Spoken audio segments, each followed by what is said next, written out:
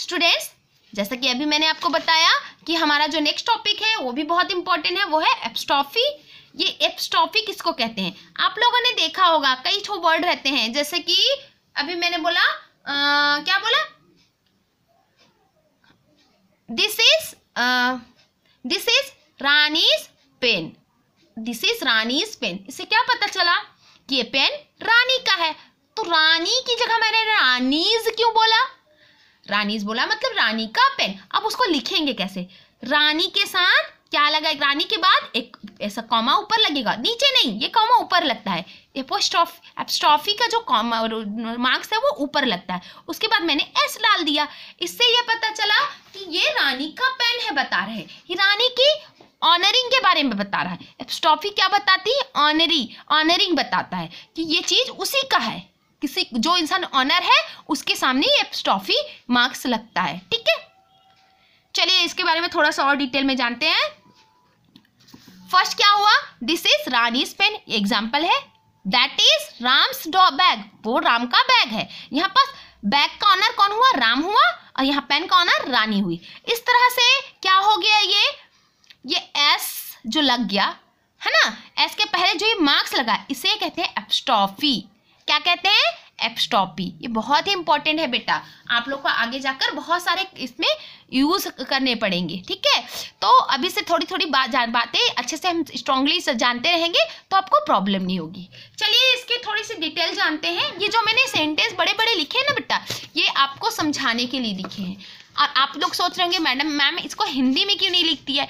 Actually क्या है ना, अब आप लोग जैसा कि इंग्लिश मीडियम स्कूल के बच्चे हैं, अब आप लोग इंग्लिश मीडियम के स्कूल के बच्चे हैं। अगर मैं आपको हिंदी में पढ़ाती रहूंगी, समझाती तो हिंदी में हूँ, पर मैं आपको हिंदी में ही लिखकर दिखाऊंगी तो आपकी हैबिट खराब हो जाएगी ना। आपको तो धीरे धीरे हैबिट डालनी, पूरी तरह इंग्लिश में आपको ढलना है, क्योंकि आप इंग्लिश मीडियम में रहने का मतलब क्या है? आपको सब कुछ इंग्लिश में आना चाहिए, बात करना भी इंग्लिश में आना चाहिए।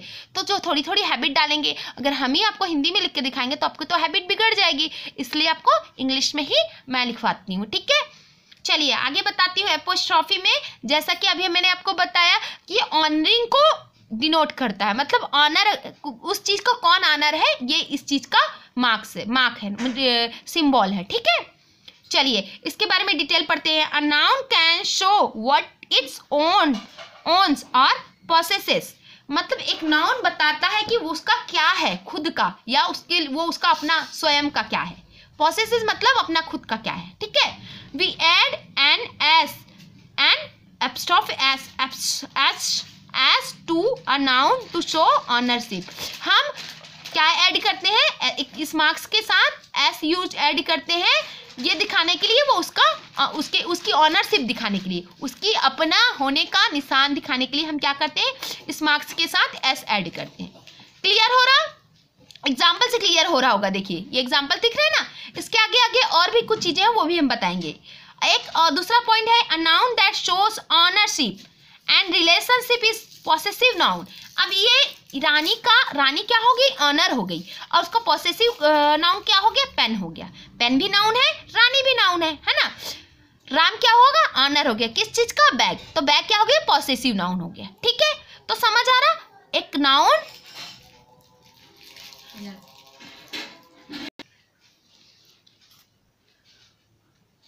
मतलब एक नाउन का ऑनरशिप शो करने के लिए, और मतलब एक नाउन का ऑनरशिप और उसके पॉसेसिव नाउन के बीच के रिलेशनशिप शो करने के लिए एपस्ट्रॉफी का यूज किया जाता है। एक ये बात तो हमने अभी यहाँ पर देख ली है ना। अब नेक्स्ट जो है, नेक्स्ट इसकी इंपॉर्टेंट बात ये है, a possessive noun always comes before the noun that belongs to it.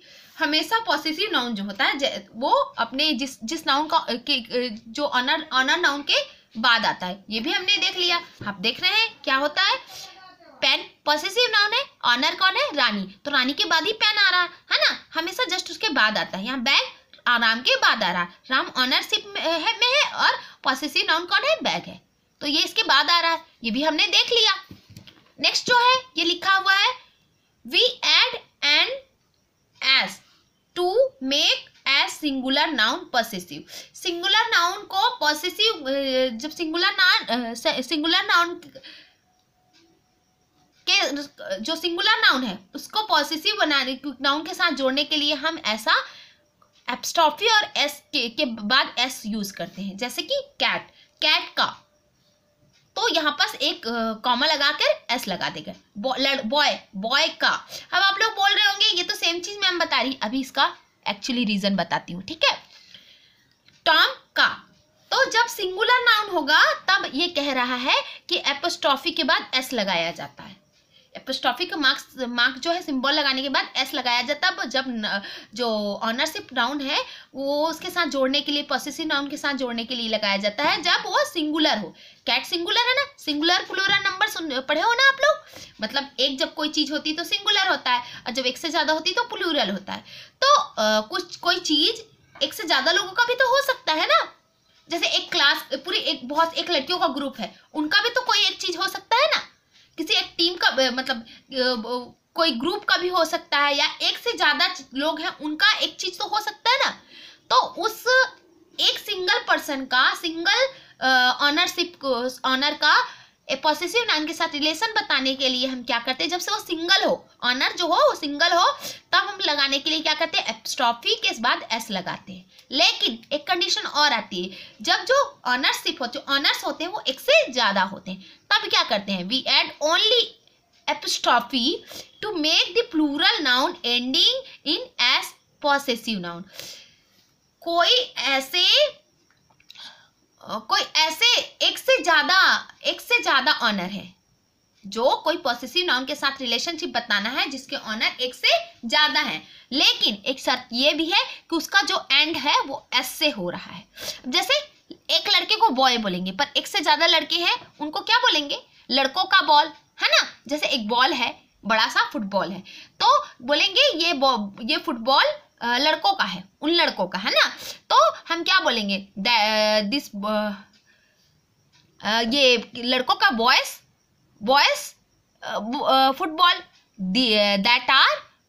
That is boys football, लड़कों का फुटबॉल है। लेकिन उन लड़कों का ऑनरशिप बताने के लिए हम कैसे एपोस्ट्रॉफी लगाएंगे, क्योंकि वो बॉयज जो है उसका एंडिंग किससे हो रहा है, एस से हो रहा है।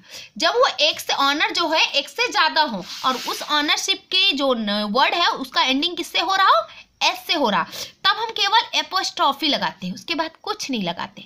ये देखिए, बॉयज, डॉग्स, है ना, गर्ल्स, इनकी ऑनरशिप पॉसेसिव नाउन के साथ बताने के लिए, जिनकी जो प्लूरल नाउन का एंडिंग एस से होता है, उनकी ऑनरशिप पॉसेसिव नाउन के साथ बनाने के लिए हम क्या करते हैं, एपोस्ट्रॉफी केवल लगाते हैं, एस नहीं लगाते। ये समझ आया। जब सिंगुलर होगा तो हम एपोस्ट्रॉफी के बाद एस लगाएंगे, लेकिन जब प्लूरल होगा, लेकिन प्लूरल होने के साथ साथ उसका एंडिंग भी किससे होना चाहिए, एस से होता है, तब हम केवल एपोस्ट्रॉफी लगाते हैं। लेकिन कुछ प्लूरल नाउन होते हैं जिनका एंडिंग एस से नहीं होता, जिनकी एंडिंग एस से नहीं होती, उनके लिए भी हम क्या लगाएंगे, एपोस्ट्रॉफी के बाद एस लगाएंगे। सेम टू सेम पहले जैसा सिचुएशन हो जाएगा। यहाँ पास हमने लिखा we add an s to an apps बोलते हैं apostrophe plus s, apps to a plural noun that does not end in s to make it possessive. जिसका एंडिंग एस से नहीं होता, अपने पॉसेसिव के साथ जुड़ने के लिए जिन प्लूरल नाउन का एंडिंग एस से नहीं होता, उन प्लूरल नाउन को क्या कहते हैं, उनके बाद एपोस्ट्रॉफी के बाद एस लगाया जाता है। ये बता रहा, क्लियर हुआ। एक और कुछ थोड़ी से और पॉइंट्स हैं एपोस्ट्रॉफी से रिलेटेड, वो हम देख लेते हैं। यहाँ पास बता रहा है A contraction is the shortened word made by putting two words together। हाँ, ये स्पेशली फॉर द क्लास 3 के लिए है स्पेशली। एपोस्ट्रॉफी जो है, एपोस्ट्रॉफी जो है उसका यूज कुछ वर्ड्स का ग्रुप होता है, 2 वर्ड्स ऐसे होते हैं जिनको शॉर्ट फॉर्म में लिखने के लिए भी किया जाता है, जो है क्लास 3 के एक्सरसाइज में। वो आप लोग को एक्सरसाइज करना है, इसलिए थोड़ा ज्यादा ध्यान दें, ठीक है। जैसे U plus R, U R लिखने की जगह हम योर लिखते हैं, यहाँ पर हमने यू लिख के एपोस्ट्रॉफी लगा दिया, आर ही लिख दिया। इसका मतलब है यू आर, ये दोनों वर्ड को 2 बार ना लिख करके हम क्या लिखते हैं, ये लिखते हैं। इसी तरह कुछ और वर्ड है, इसका जो मैंने the apostrophe shows where one और more letter have been taken out, जो एपोस्ट्रॉफी बताता है कि या कहाँ पर से एक से ज्यादा वर्ड को जोड़ा गया है, ये बताता है। जैसे कि दैट इज को जोड़ के लिखते हैं दैट्स, यहाँ पर से एपोस्ट्रॉफी लगी ना। वी विल को जोड़कर विल लिखा है ना। आई हैव को लिखा आईव लिखा। यहाँ पर बता रहे एपोस्ट्रॉफी लगा, यहाँ पर से एपोस्ट्रॉफी लगा। एपोस्ट्रॉफी बताता है कि यहाँ पर दो वर्ड जुड़े हुए हैं, दो वर्ड्स को शॉर्ट करके शॉर्ट फॉर्म में लिखा गया है, जिसको शॉर्ट फॉर्म भी कहते हैं। ठीक है, आई वुड आइड, यहाँ पर से एपोस्ट्रॉफ लग गया। हमने अभी चैप्टर्स में भी पढ़ा है कई बार, है ना। इट इज को इट्स लिखा रहता है ना, यहाँ पर से एपोस्ट्रॉफी लगा है, इससे पता चल रहा है कि इट इज मिलाकर इट्स हुआ है। और ऐसे ही कुछ कंस्ट्रक्शन होते हैं जो वर्ब के साथ जोड़ा जाता है ना। नेगेटिव बनाने के लिए some construction are formed by putting a verb with a word not,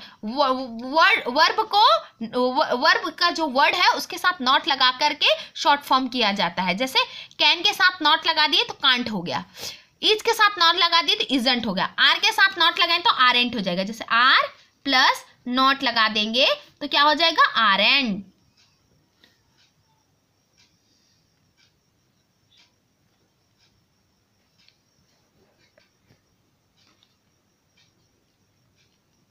यहाँ पर एन की ओ को हटा दिया, इजंट, आरंट, कांट, है ना। Doesn't, does plus not doesn't हो जाता है ना, यहाँ doesn't. Do plus not don't हो जाता है, यहाँ पास डोंट हो जाता है, होता है ना। डिड प्लस नॉट डिडंट,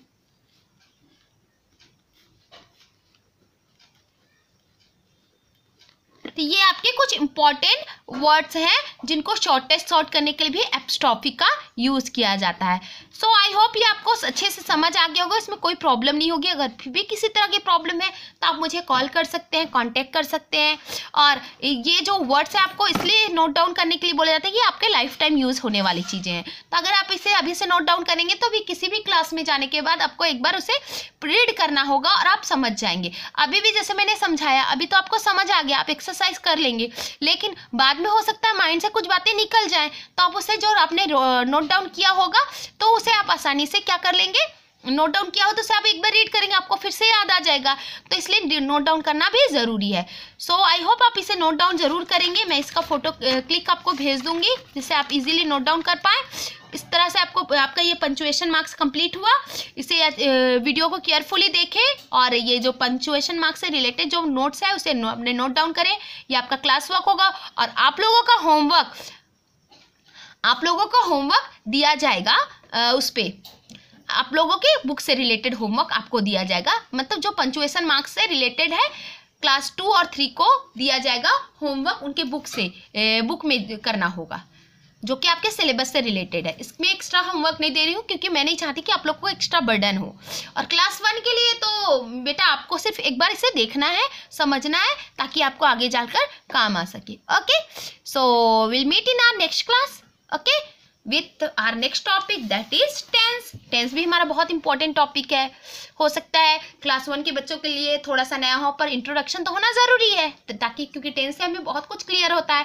जितना आपका सिलेबस में है 1 2 3 के, उतना ही आपको आज इसमें बताएंगे। एक्स्ट्रा ज़्यादा नहीं बोलेंगे क्योंकि मैं एक्स्ट्रा बर्डन भी नहीं करना चाहती और आप लोग को थोड़ी थोड़ी नॉलेज सब चीज़ की देना भी चाहती हूँ। ठीक है, तो हम लोग नेक्स्ट टॉपिक के साथ हम मिलेंगे नेक्स्ट वीडियो में। So let's meet in our next video. So till then stay safe, stay blessed and be careful. Have a nice day.